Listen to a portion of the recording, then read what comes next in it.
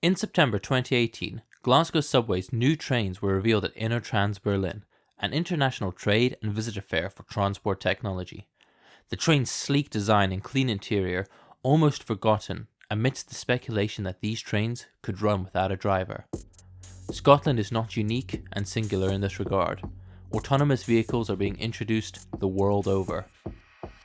In Norway, an all-electric and what is expected to be the world's first autonomous container ship is beginning a 2-year pilot. There's a whole patchwork of legality. A couple of states here in the United States have introduced laws so that these cars can be used on the roads. I think there's actually no car, no one in there.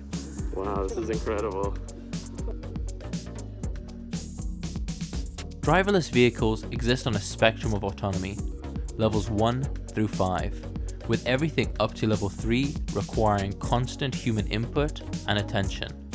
An argument could be made that autonomous vehicles under level 3, and especially cars, enable irresponsible and perhaps hazardous driving.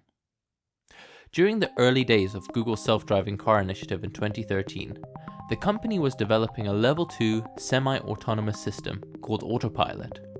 Google employees were asked to drive the car and were instructed that they would be fully responsible for the vehicle and would be filmed at all times.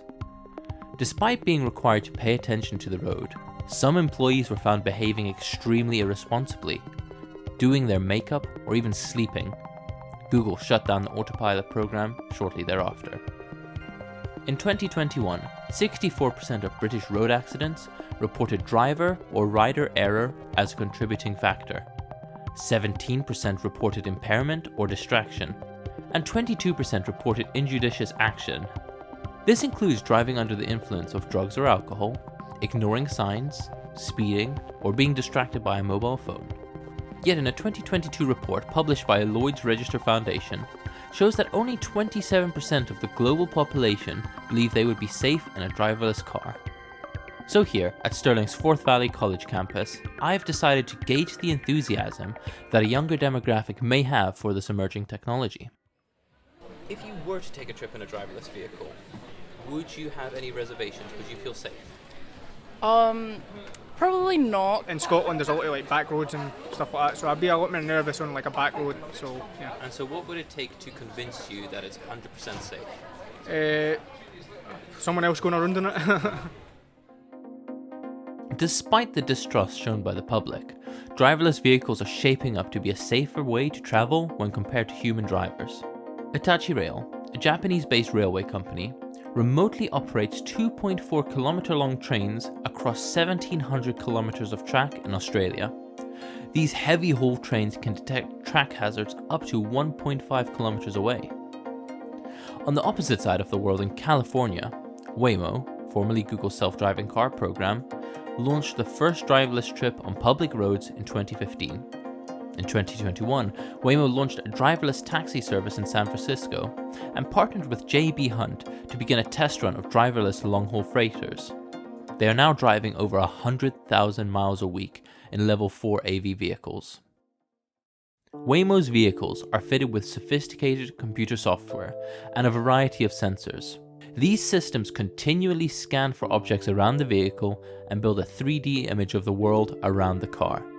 These sensors are so sophisticated that they can detect a stop sign at 300 meters away. There are also several redundancy systems built into the vehicle. Waymo records this data, captured by its sensors, and uses it to train the rest of the fleet. They have since accumulated over 20 million miles of data driven on real roads.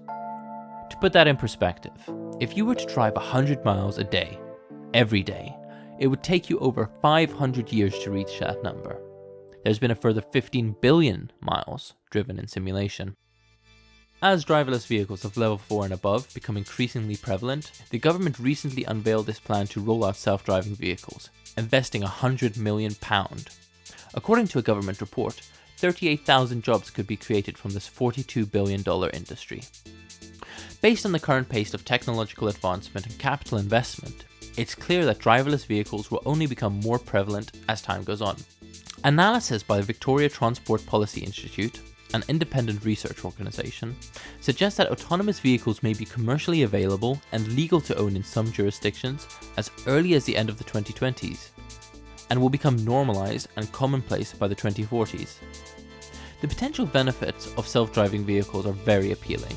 Increased mobility and vehicle accessibility for the disabled and elderly, decreased public transport and shipping costs, and coupled with the rise of electric vehicles and renewable energy, a vital way to combat the emerging climate crisis.